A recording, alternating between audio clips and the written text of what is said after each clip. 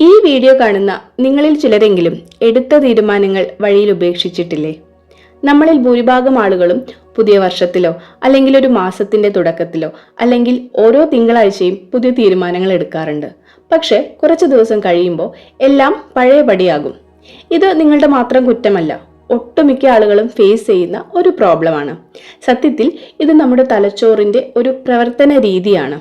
അതായത് നമ്മുടെ തലച്ചോറിനെ ഡിസൈൻ ചെയ്തിരിക്കുന്നത് നമ്മളെ മാറ്റാൻ വേണ്ടിയല്ല, മറിച്ച് നിലവിലുള്ള സാഹചര്യത്തിൽ സുരക്ഷിതമായി നിലനിർത്താനാണ്.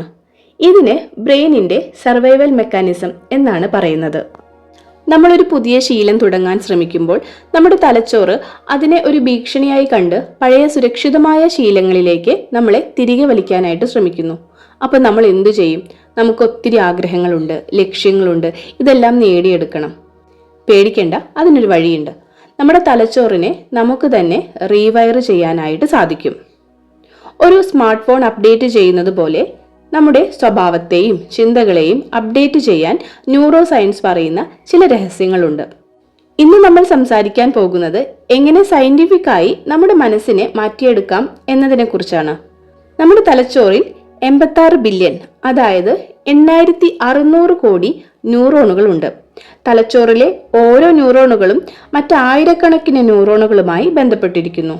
നമ്മൾ ഓരോ തവണ ചിന്തിക്കുമ്പോഴും അല്ലെങ്കിൽ ഒരു പ്രവൃത്തി ചെയ്യുമ്പോഴും ആ ന്യൂറോണുകൾക്കിടയിൽ മിന്നൽ വേഗത്തിൽ വൈദ്യുതി സിഗ്നലുകൾ പാസ്സാവുന്നുണ്ട്.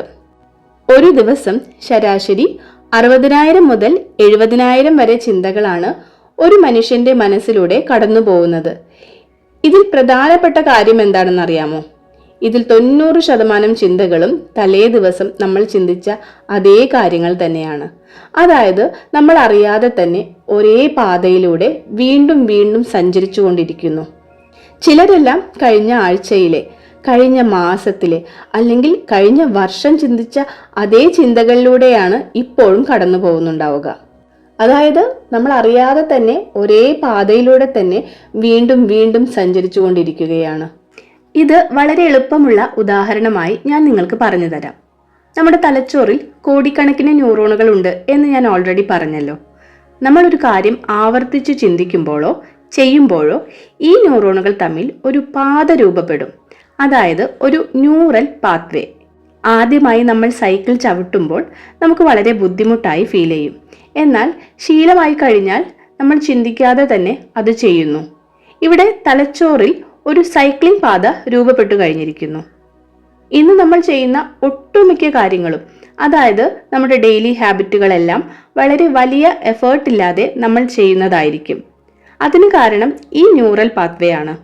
നമ്മുടെ മോശം ശീലങ്ങൾക്കും, അതായത് നമ്മുടെ മടി, അമിതമായ ചിന്ത, ഇത്തരത്തിലുള്ള കാര്യങ്ങൾക്ക് ഇതേപോലെ ശക്തമായ പാതകൾ നമ്മുടെ തലച്ചോറിലുണ്ട്.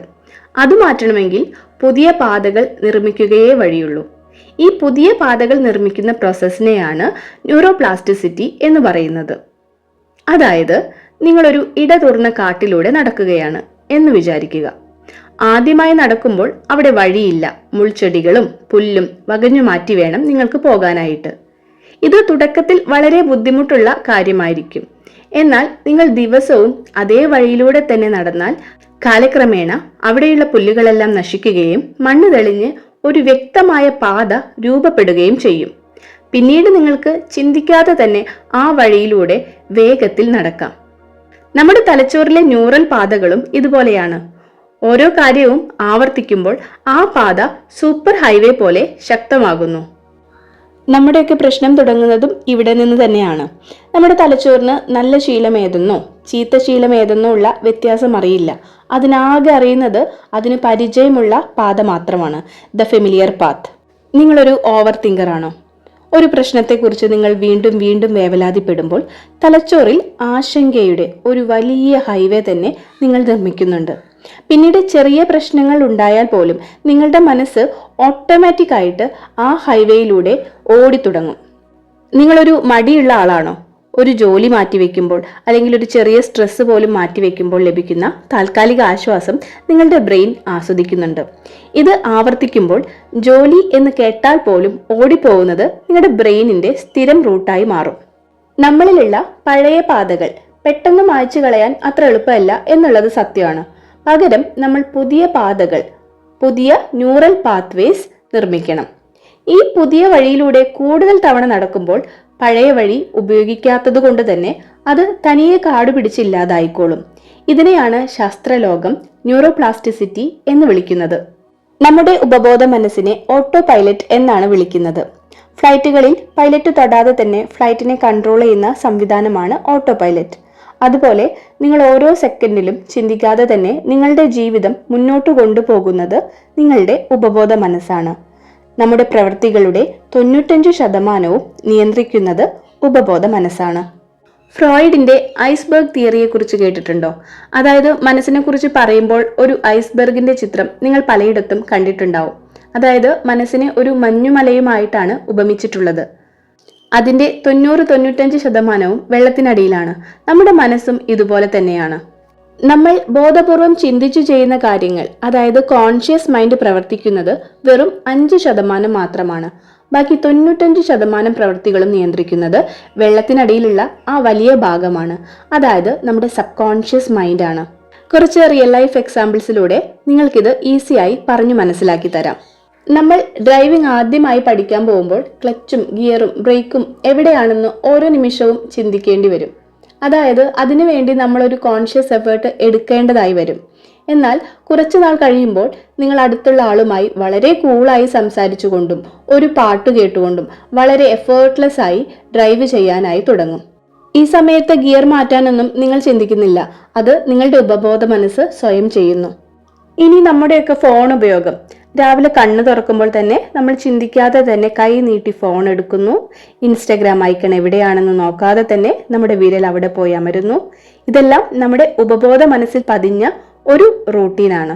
അതുപോലെ തന്നെ നമ്മുടെ റിയൽ ലൈഫിൽ നമ്മൾ ചെയ്യുന്ന ഒരു ഹാബിറ്റാണ് പല്ല് തേക്കുക എന്നുള്ളത്. ചെറുപ്പത്തിൽ അമ്മ നിർബന്ധിച്ചിട്ടൊക്കെ ആയിരിക്കും നമ്മൾ ആ ശീലം തുടങ്ങിയിട്ടുണ്ടാവുക.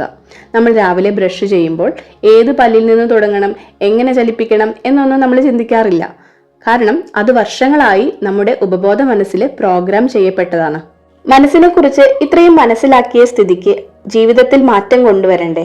മാറ്റം എങ്ങനെ തുടങ്ങാം? ഉപബോധ മനസ്സിന്റെ പ്രോഗ്രാമിംഗ് എങ്ങനെയാണ്? അതായത് എങ്ങനെയാണ് ഒരു കാര്യം ഉപബോധ മനസ്സിലേക്ക് പോകുന്നത്? ഇതിന് പ്രധാനമായും 3 വഴികളാണുള്ളത്. ആദ്യത്തേത് നമുക്ക് എല്ലാവർക്കും അറിയുന്നതാണ് ആവർത്തനം, അതായത് റിപ്പീറ്റേഷൻ. ഒരു കാര്യം നിങ്ങൾ ബോധപൂർവം പലതവണ ആവർത്തിക്കുമ്പോൾ അത് നമ്മുടെ സബ് കോൺഷ്യസ് മൈൻഡിന്റെ ഭാഗമായി മാറുന്നു. ഉദാഹരണത്തിന് നിങ്ങളൊരു കീബോർഡിലോ ഫോണിലോ മെസ്സേജ് ടൈപ്പ് ചെയ്യുമ്പോൾ പലപ്പോഴും ഓരോ അക്ഷരവും എവിടെയാണെന്ന് നോക്കാറില്ല. നിങ്ങളുടെ വിരലുകൾക്ക് അതറിയാം. ആ അറിവ് നിങ്ങളുടെ ഉപബോധ മനസ്സിലാണ് ഉള്ളത്. പലതവണയായിട്ടുള്ള ആവർത്തനത്തിലൂടെ അത് നിങ്ങളുടെ ഉപബോധ മനസ്സിൽ സംഭരിച്ചു കഴിഞ്ഞിരിക്കുന്നു.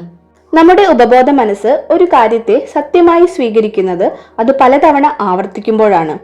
ഇത് എങ്ങനെയാണ് പ്രവർത്തിക്കുന്നത് എന്ന് നോക്കാം. നമ്മളൊരു പുതിയ ചിന്തയോ പ്രവൃത്തിയോ ആദ്യമായി ചെയ്യുമ്പോൾ തലച്ചോറിലെ ന്യൂറോണുകൾക്കിടയിൽ വളരെ ചെറിയ ഒരു ബന്ധമേ ഉണ്ടാവുകയുള്ളൂ. എന്നാൽ അത് ദിവസവും ആവർത്തിക്കുമ്പോൾ ആ ബന്ധം ശക്തമാവുകയും ഒരു സ്ട്രോങ് ആയിട്ടുള്ള ന്യൂറൽ പാത്വേ ആയി മാറുകയും ചെയ്യുന്നു. നിങ്ങൾ രാവിലെ സ്ഥിരമായി എഴുന്നേൽക്കുന്നതിനേക്കാൾ അരമണിക്കൂർ മുൻപായി എഴുന്നേൽക്കാൻ തീരുമാനിക്കുന്നു. എന്നാൽ ആദ്യത്തെ കുറച്ച് ദിവസങ്ങൾ നിങ്ങളുടെ ബോധ മനസ്സ്, അതായത് കോൺഷ്യസ് മൈൻഡ് ഉപയോഗിച്ച് കഷ്ടപ്പെട്ട് വേണം എഴുന്നേൽക്കാൻ. 21 ദിവസം അല്ലെങ്കിൽ 30 ദിവസം ഇത് തുടർച്ചയായി ചെയ്യുമ്പോൾ സബ് കോൺഷ്യസ് മൈൻഡ് ഇത് ഏറ്റെടുക്കും. പിന്നീട് അലാം അടിക്കുന്നതിന് മുൻപ് തന്നെ നിങ്ങൾ തനിയെ ഉണരുന്നു. കാരണം ആവർത്തനത്തിലൂടെ ഈ ശീലം നിങ്ങളുടെ ഓട്ടോ പൈലറ്റ് മോഡിന്റെ ഭാഗമായി കഴിഞ്ഞിരിക്കുന്നു. ഓർക്കുക, neurons that fire together wire together. ഒരുമിച്ച് പ്രവർത്തിക്കുന്ന ന്യൂറോൺസ് തമ്മിൽ ശക്തമായ ഒരു ബന്ധം ഉണ്ടാകുന്നു. നമ്മുടെ സബ് കോൺഷ്യസ് മൈൻഡിനെ സ്വാധീനിക്കാൻ പറ്റുന്ന രണ്ടാമത്തെ മാർഗമാണ് ഫീലിംഗ്സ് ആൻഡ് ഇമോഷൻസ്. നമുക്ക് വളരെ ശക്തമായ സന്തോഷമോ സങ്കടമോ നൽകുന്ന ഓർമ്മകൾ നമ്മുടെ സബ് കോൺഷ്യസ് മൈൻഡിൽ ആഴത്തിൽ പതിയും. അതുകൊണ്ടാണ് പണ്ട് ആരോ പറഞ്ഞ ഒരു കളിയാക്കൽ ഇന്നും നിങ്ങളുടെ ആത്മവിശ്വാസത്തെ ബാധിക്കുന്നത്. പണ്ട് ആരെങ്കിലും നിനക്കിതിന് കഴിയില്ല എന്ന് കളിയാക്കിയപ്പോൾ ഉണ്ടായ അപമാനം നിങ്ങളുടെ ഉപബോധ മനസ്സിൽ ഒരു പ്രോഗ്രാമായി സേവ് ചെയ്യപ്പെട്ടിട്ടുണ്ടാവും. ഇന്ന് നിങ്ങൾ പുതിയൊരു കാര്യം ചെയ്യാൻ തുടങ്ങുമ്പോൾ നിങ്ങളുടെ ഉപബോധ മനസ്സ് ആ പഴയ ഫയൽ എടുത്ത് പരിശോധിക്കും. അപ്പോൾ അന്നുണ്ടായ അതേ സങ്കടവും പേടിയും അത് വീണ്ടും പുറത്തെടുക്കും. ഇതാണ് നമ്മുടെ ആത്മവിശ്വാസത്തെ, നമ്മുടെ സെൽഫ് കോൺഫിഡൻസിനെ കുറയ്ക്കുന്നത്. ഇത് ബ്രെയിൻ നിങ്ങളെ പരാജയത്തിൽ നിന്നും സംരക്ഷിക്കാൻ ചെയ്യുന്നതാണ്, പക്ഷേ അത് നിങ്ങളെ വളരാനായിട്ട് അനുവദിക്കില്ല. ഇമോഷൻസ് കൊണ്ടുണ്ടായ ഈ മുറിവുകളെ ഇമോഷൻസ് കൊണ്ട് തന്നെ മാറ്റിയെടുക്കാനായിട്ട് സാധിക്കും. ജീവിതത്തിൽ നിങ്ങൾ എപ്പോഴും പരാജയം മാത്രമാവില്ല അനുഭവിച്ചിട്ടുണ്ടാവുക, നിങ്ങൾ വിജയിച്ച നിമിഷങ്ങളും ഉണ്ടായിട്ടുണ്ടാവും. നിങ്ങൾ പണ്ട് വിജയിച്ച ഒരു നിമിഷം ഓർത്തെടുക്കുക, ആ സന്തോഷം വീണ്ടും അനുഭവിക്കാനായിട്ട് മനസ്സിനെ അനുവദിക്കുക. ഇത് നിങ്ങളിൽ ഒരു പോസിറ്റീവായിട്ടുള്ള ഫീൽ കൊണ്ടുവരികയും നിങ്ങളുടെ സെൽഫ് കോൺഫിഡൻസ് ബൂസ്റ്റ് ചെയ്യുകയും ചെയ്യുന്നു. അതുപോലെ തന്നെ ആ പഴയ നെഗറ്റീവ് ഓർമ്മ വരുമ്പോൾ ആ സാഹചര്യത്തെ മറ്റൊരു രീതിയിൽ റീഫ്രെയിം ചെയ്യുക. അന്ന് അവർ പറഞ്ഞത് അവരുടെ അറിവില്ലായ്മ കൊണ്ടാണ്, എനിക്ക് കഴിവുണ്ട് എന്ന ശക്തമായ ഫീലിങ്സോടുകൂടി ആത്മവിശ്വാസത്തോടുകൂടി സ്വയം പറയുക. സബ് കോൺഷ്യസ് മൈൻഡിന്റെ പ്രോഗ്രാമിന് ഉപയോഗിക്കുന്ന ഏറ്റവും ഫലപ്രദമായ മറ്റൊരു വഴിയാണ് വിഷ്വലൈസേഷൻ. വിഷ്വലൈസേഷൻ എന്നത് വെറുമൊരു സ്വപ്നം കാണലല്ല, അത് തലച്ചോറിന് നൽകുന്ന ഒരു ട്രെയിനിങ് ആണ്. നമ്മുടെ തലച്ചോറിലെ തലാമസ് എന്ന ഭാഗത്തിന് നിങ്ങൾ നേരിട്ട് കാണുന്ന കാര്യവും അതീവ ഏകാഗ്രതയോടെ ഭാവനയിൽ കാണുന്ന കാര്യവും തമ്മിലുള്ള വ്യത്യാസം തിരിച്ചറിയാനുള്ള കഴിവില്ല. നിങ്ങളൊരു വിജയം ഭാവനയിൽ കാണുമ്പോൾ ആ വിജയം യഥാർത്ഥത്തിൽ നടന്നാൽ തലച്ചോറിൽ ഏത് ഭാഗമാണോ പ്രവർത്തിക്കുക അതേ ഭാഗങ്ങൾ വിഷ്വലൈസേഷൻ ചെയ്യുമ്പോഴും ഉത്തേജിക്കപ്പെടുന്നു. ഇത് എങ്ങനെയാണ് പ്രാക്ടീസ് ചെയ്യേണ്ടത്? നിങ്ങൾ ആഗ്രഹിക്കുന്ന ഒരു മാറ്റം, ഉദാഹരണത്തിന് സ്റ്റേജ് ഫിയർ ഇല്ലാതെ സംസാരിക്കുന്നത് അല്ലെങ്കിൽ ഒരു ലക്ഷ്യം നേടുന്നത് ഇപ്പോൾ നടന്നു കഴിഞ്ഞു എന്ന് വിശ്വസിച്ച് കണ്ണുകളടച്ച് ആ രംഗം സങ്കല്പിക്കുക. അപ്പോൾ അവിടെ നടക്കുന്ന ശബ്ദങ്ങൾ കേൾക്കാൻ ശ്രമിക്കുക. ആ വിജയത്തിന്റെ സന്തോഷം ഫീലിങ്സോടുകൂടി, ആ ഒരു ഹാപ്പിനെസ്സോടുകൂടി അനുഭവിക്കുക. നിങ്ങൾ ഇങ്ങനെ വിഷ്വലൈസ് ചെയ്തു തുടങ്ങുമ്പോൾ നിങ്ങളുടെ ബ്രെയിൻ വിചാരിക്കുന്നത് നിങ്ങൾ ഇതിനകം അത് സാധിച്ചു എന്നാണ്. ഇത് നിങ്ങളുടെ ആത്മവിശ്വാസം വർദ്ധിപ്പിക്കുകയും ആ ലക്ഷ്യത്തിലേക്ക് എത്താനുള്ള സാഹചര്യങ്ങൾ കണ്ടെത്താൻ നിങ്ങളെ സഹായിക്കുകയും ചെയ്യുന്നു. നമ്മുടെയൊക്കെ പ്രശ്നം വരുന്നത് ഇവിടെയാണ്. അതായത് നമ്മൾ അറിയാതെ തന്നെ നെഗറ്റീവായിട്ടുള്ള കാര്യങ്ങൾ നമ്മുടെ സബ് കോൺഷ്യസ് മൈൻഡിൽ പ്രോഗ്രാം ചെയ്തു വെച്ചിട്ടുണ്ട്. എനിക്ക് ഭാഗ്യമില്ല, ഞാൻ ഒന്നിനും കൊള്ളാത്തവനാണ്, ജോലി ചെയ്യുന്നത് മടുപ്പുള്ള കാര്യമാണ്, ഞാൻ സ്നേഹത്തിന് അർഹയല്ല എന്നുള്ളതെല്ലാം. ഇങ്ങനെയുള്ള കാര്യങ്ങൾ ആവർത്തിക്കുമ്പോൾ ഉപബോധ മനസ്സ് അത് സത്യമായി സ്വീകരിക്കുകയും നിങ്ങളുടെ ജീവിത സാഹചര്യങ്ങൾ അങ്ങനെയുള്ളതാക്കി മാറ്റുകയും ചെയ്യുന്നു. നിങ്ങളൊരു മാറ്റം ആഗ്രഹിച്ചാലും, അതായത് നിങ്ങൾ ജീവിതത്തിൽ ഒരു മാറ്റം ആഗ്രഹിക്കുന്നത് 5% കോൺഷ്യസ് മൈൻഡ് വെച്ചാണ്. ആ സമയത്ത് നിങ്ങളുടെ ഉള്ളിലെ 95% ശക്തിയും അതിനെ എതിർക്കുന്നു. അതുകൊണ്ടാണ് മാറ്റം ഇവിടെ കഠിനമാവുന്നത്. നമ്മുടെ ഓട്ടോ പൈലറ്റ് പലപ്പോഴും നെഗറ്റീവായിട്ടാണ് സെറ്റ് ചെയ്യപ്പെട്ടിരിക്കുന്നത്. രാവിലെ എഴുന്നേറ്റാലുടൻ ഫോൺ സ്ക്രോൾ ചെയ്യുക, എന്തെങ്കിലും ജോലി തുടങ്ങാൻ നേരം പിന്നെ ചെയ്യാം എന്ന് പറഞ്ഞ് മാറ്റിവെക്കുക, ആരെങ്കിലും വിമർശിച്ചാലുടൻ തളർന്നു പോവുക. ഇതൊക്കെ നിങ്ങളുടെ ഓട്ടോ പൈലറ്റിന്റെ തെറ്റായ പ്രോഗ്രാമിങ്ങിന്റെ ഭാഗമാണ്. നിങ്ങൾ കോൺഷ്യസ് ആയി മാറ്റം ആഗ്രഹിച്ചാലും ഈ ഓട്ടോ പൈലറ്റ് നിങ്ങളെ പഴയ രീതികളിലേക്ക് തന്നെ തിരിച്ചു കൊണ്ടുപോകുന്നു. ഇതിനൊരു സൊല്യൂഷൻ ഉണ്ടോ? തീർച്ചയായും. ഈ ഓട്ടോ പൈലറ്റിനെ മാറ്റാൻ മാനുവൽ ഓവർ റൈഡ് ആവശ്യമാണ്. അതായത് ബോധപൂർവം പുതിയ ശീലങ്ങൾ ആവർത്തിക്കുക. ആദ്യത്തെ കുറച്ച് ദിവസം ഈ പുതിയ ശീലങ്ങൾ ചെയ്യാൻ ബുദ്ധിമുട്ടുണ്ടായിരിക്കും. എന്നാൽ കുറച്ചു കാലം കഴിയുമ്പോൾ ഈ പുതിയ ശീലം നിങ്ങളുടെ പുതിയ ഓട്ടോ പൈലറ്റായി മാറും. ഇതിനെയാണ് നമ്മൾ നേരത്തെ പറഞ്ഞ ന്യൂറോപ്ലാസ്റ്റിസിറ്റി എന്ന് പറയുന്നത്. അതായത് നമ്മൾ എടുക്കുന്ന കോൺഷ്യസ് എഫേർട്ടുകളാണ് പിന്നീട് നമ്മുടെ പുതിയ ന്യൂറൽ പാത്വേ ആയി മാറുകയും എഫേർട്ട്ലെസ് ആയി പിന്നീട് നമ്മൾക്കത് ചെയ്യാനായി സാധിക്കുകയും ചെയ്യുന്നത്. അപ്പോൾ നമ്മൾ കണ്ടു കഴിഞ്ഞു, മാറ്റം എന്നത് വെറുമൊരു ആഗ്രഹമല്ല, അത് നമ്മുടെ തലച്ചോറിനെ ബോധപൂർവം മാറ്റിയെടുക്കുന്ന ഒരു പ്രോസസ്സാണെന്ന്. നിങ്ങളുടെ പഴയ ശീലങ്ങളും പേടികളും നിങ്ങളുടെ ഉപബോധ മനസ്സിൽ ആഴത്തിൽ പതിഞ്ഞതുപോലെ തന്നെ പുതിയൊരു വിജയഗാഥ എഴുതി ചേർക്കാനും നിങ്ങൾക്ക് സാധിക്കും. അത് ഇന്നു മുതൽ, ഈ നിമിഷം മുതൽ ചെറിയ ഹാബിറ്റുകളായിട്ട് തുടങ്ങാവുന്നതാണ്. പലപ്പോഴും നമ്മൾ ചിന്തിക്കാറുണ്ട്, ഇത്രയും കാലം ഇങ്ങനെയായി പോയി, ഇനി എനിക്കൊരു മാറ്റം സാധ്യമാണോ എന്ന്. ന്യൂറോ സയൻസ് നൽകുന്ന ഉത്തരം അതെ എന്നാണ്. നിങ്ങളുടെ തലച്ചോറിന് മാറാൻ പ്രായമോ സാഹചര്യങ്ങളോ തടസ്സമല്ല. വേണ്ടത് നിങ്ങളുടെ ഭാഗത്തു നിന്നുള്ള ചെറിയൊരു ചുവടുവെപ്പും അത് തുടർച്ചയായി ചെയ്യാനുള്ള മനസ്സുമാണ്. ഓർക്കുക, നിങ്ങളുടെ ജീവിതത്തിലെ ഈ ഓട്ടോ പൈലറ്റ് മോഡ് മാറ്റാൻ നിങ്ങൾക്ക് മാത്രമേ കഴിയൂ. ആ മാറ്റം നിങ്ങളിലൂടെ സാധ്യമാണ്. അത് ഉറച്ച മാറ്റമായിരിക്കും.